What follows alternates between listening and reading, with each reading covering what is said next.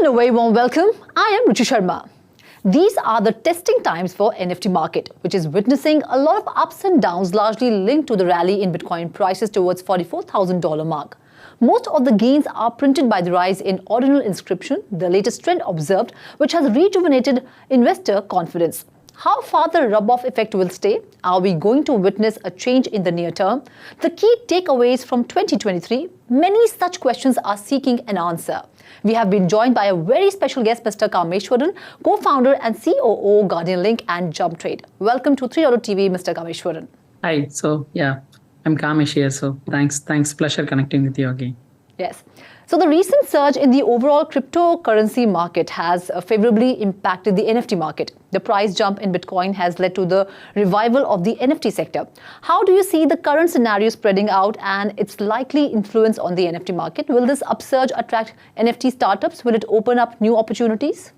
Yeah, of course. Generally, whenever there is a, crypto price surging up, right, people try to put their profit into the different use cases. That is the way a lot of interesting use cases are evolving from the last 10 years, right? So when the market is in a bad shape, then there is no much innovation, unfortunately, will happen in the crypto industry. So all the blockchain and crypto industry purely depend upon the price of the crypto market, right? Even though blockchain is a technology, but people used to talk about blockchain implementation and building more use cases only when there is a price point appreciation, right? So that is the way industry is. The recent price point, I think the last 3 months, Bitcoin went more than 50% from its value. And then there is a lot of positive news in the market, and companies have started trying to adapt and started investing on Bitcoin now. Bitcoin ETF is on trend. So all this kind of positive sentiment is really, pushing the price point of the crypto market. And that's the reason that, we're able to see the related projects like NFTs, games, some other use cases around this blockchain space is naturally evolving. So that is quite common. So we are excited to see the progress now. Of course, it's given a big impact on the NFT price point recently. Most of the, projects went up more than 50% in the pricing. So a lot of innovations are happening now. So as we know, jump.Trade has also partnered with Flipkart. So what are the projects that you have taken up under this partnership, and what are the future projects that you're working on? So generally, the NFT market is, generally if you say NFT, then most of the people know only Bored Ape and CryptoPunk. Right. I would say NFTs have a much better use case than profile picture NFTs, right? So, but unfortunately, market went down. There is no much innovation was happening in the last 7-8 months, right? We worked very constantly. We strongly believe that, this market will evolve. Right, we are seeing this market very similar to how we're able to see ups and downs in the internet evolution, right? We're able to see similar pattern here. So we strongly believe this whole concept will work. NFTs have a much better use case than profile picture NFTs like Bored Ape and CryptoPunk. So we were always believe how to create more adoption for NFT. More adoption is only possible that, big giants are really utilizing that technology, right? That's the reason we started working with Flipkart. Flipkart is, is a $1 billion, brand, and then they have 250 million active users. If they try to adapt something around NFT and blockchain, so what will happen? This create a bigger sensation that everyone will try to understand and build more use cases on top of it. That's the reason we started working with Flipkart. We made something quite interesting on Flipkart. What we did, they have billions of coupons which is sitting inside. Whenever you buy product in Flipkart, you get a lot of coupons and discounts and everything, right? Right. So what we are trying to do right now with Flipkart is why can't all the coupons inside Flipkart can be NFT, and then why can't we give an option to retrade? So that is the innovation that we were implementing it now. We recently done some use cases around that. We able to create 5.7 million wallets. Wow. We got a huge reception. I think this is the biggest number I would say in Polygon we're partnering with Polygon to do this. So that is the way we started this innovation. We got a huge response. So recent Big Billion Day, we got a huge number of people are trying to participate to get the coupons, and people are started doing either they can utilize the coupon or else they can retrade the coupon. So it is win-win for the people. So people are showing too much of interest in getting the adoption, and yeah, it is a very good use case for NFTs now for across the world. So this is the biggest use case, I would say, in terms of numbers and adoptions and everything, because we were generally what we see 5.7 million wallets. I don't think any other use case is able to create so far. I think this is a bigger use case we implemented, and we got a huge adoption. And then other e-commerce companies across the globe is trying to, talking to us and trying to utilize the same technology, what they can do using this. Yeah. That's great news and great, feedback and, response from the audience. So we have seen a drastic jump in Bitcoin ordinals, so much so that it has taken up Ethereum's top position in NFT trading volumes. Will this upsurge in Bitcoin ordinals continue, or it is just a trend that will fade with time? Yeah, so generally, even like we have a similar mindset when there is a launching of meme coins, right? So we always believe, okay, meme coins will not sustain for long run, right. But you see, Doge is still surviving, Shiba, is still surviving. A lot of meme coins are still surviving and doing well. So there is no any logic around that, right? So there is no reason big successful projects are failing, but meme coins are really trading. Like the Pepe Frog also did very well.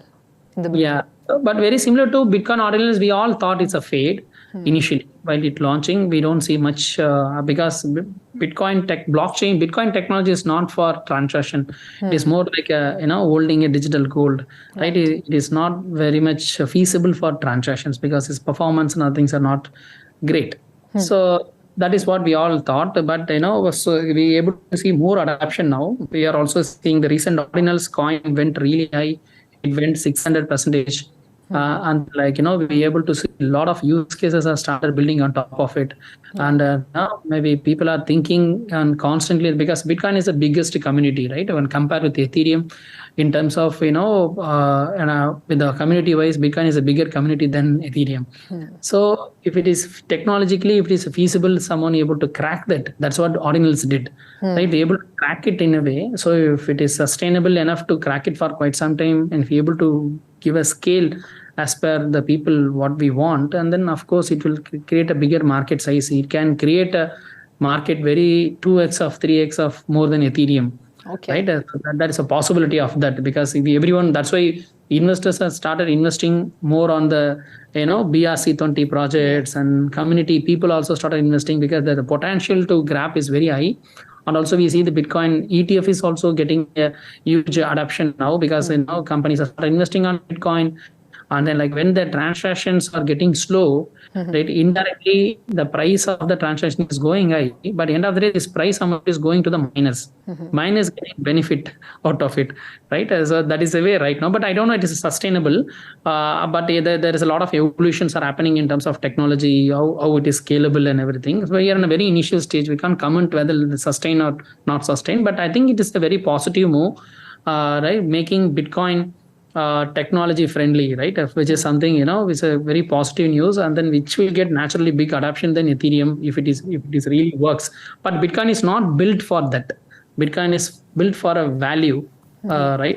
Just more like a owning market, more like a digital gold, right? People never think about building technology on top of it, but ordinals guys done some fantastic job, and they able to crack it some way. So I am also quite excited to see how it's really shaping up in future. You mentioned Bitcoin ETF. Do you think Bitcoin ETF will get approved in the near future? And which company do you think, which company's ETF will get that everyone is talking about it, right? As a Grayscale, Bitwise. Yesterday I was just kept my BlackRock, WhatsApp and Telegram status for the recent Bitwise advertisement. And now people are talking and trying to coming up with their own advertisement commercials. And then there's a twice of discussions happen between SEC and BlackRock, and all the informations are public.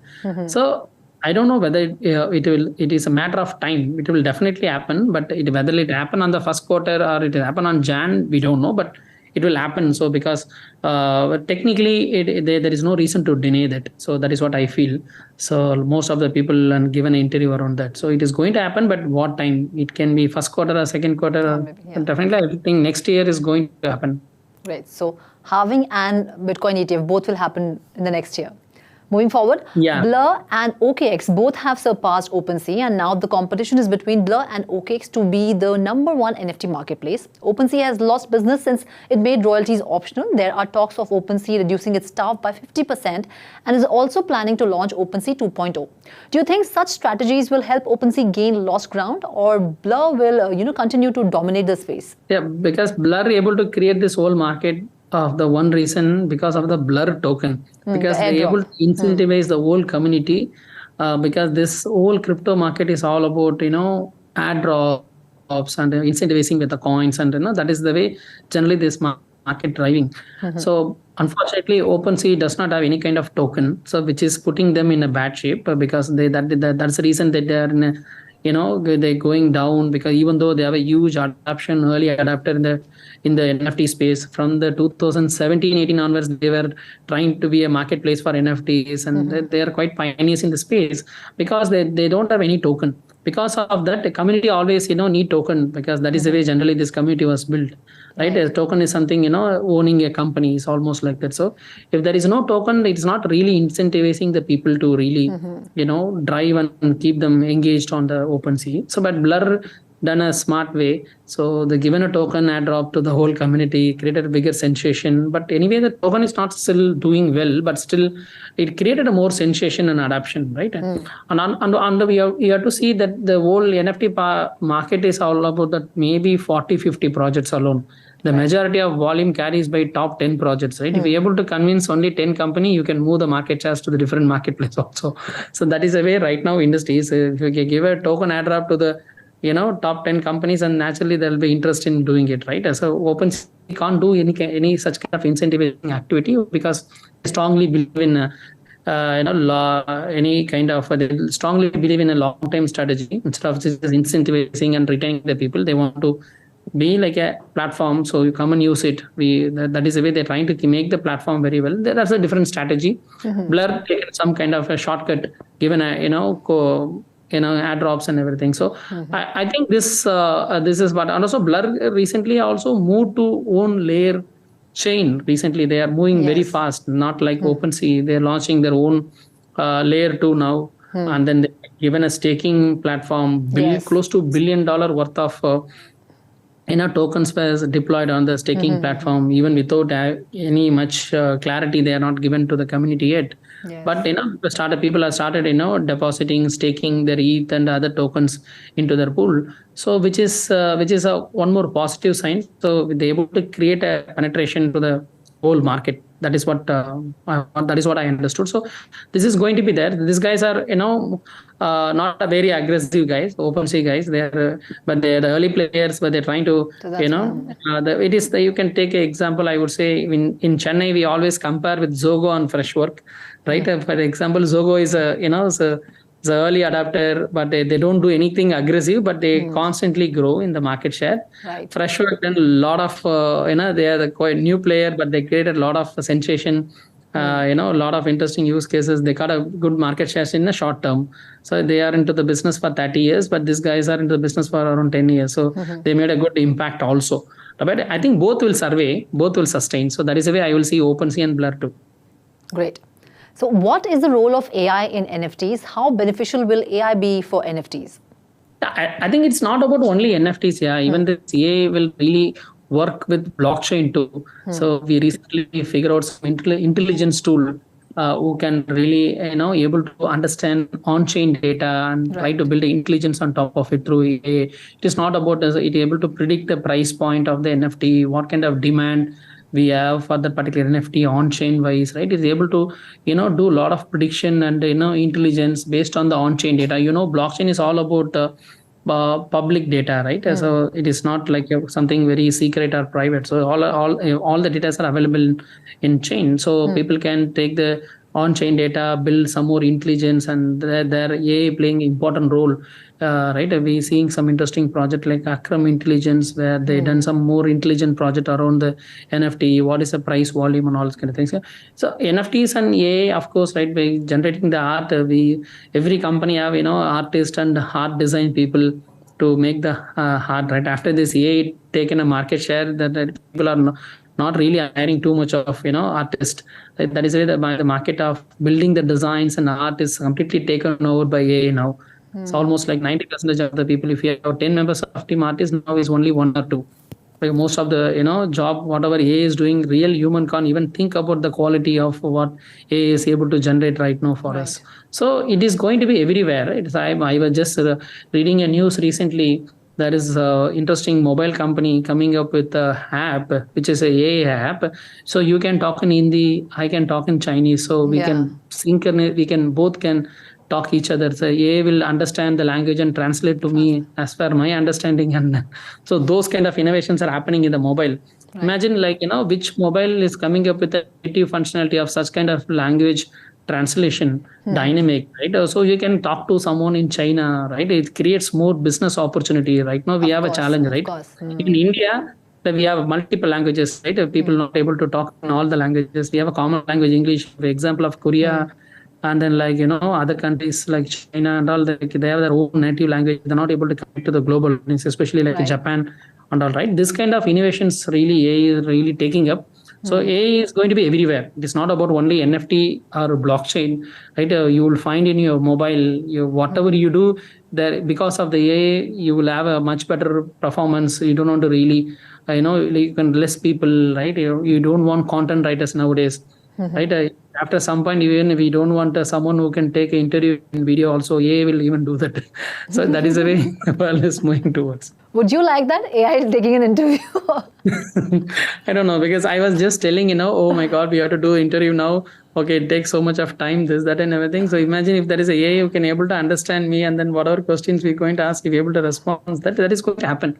Right? So it saves time and cost and effort. Everywhere, the AI is going to be everywhere. Next 5 years, I think we'll find everywhere. Without AI, with a company which is not able to adapt or understand AI technology will not survive. It is like an internet boom, right? When the internet came up, a lot of this VB kind of applications and the Visual Basic, those kind of people are not who were not able to upgrade from VB to VB.NET.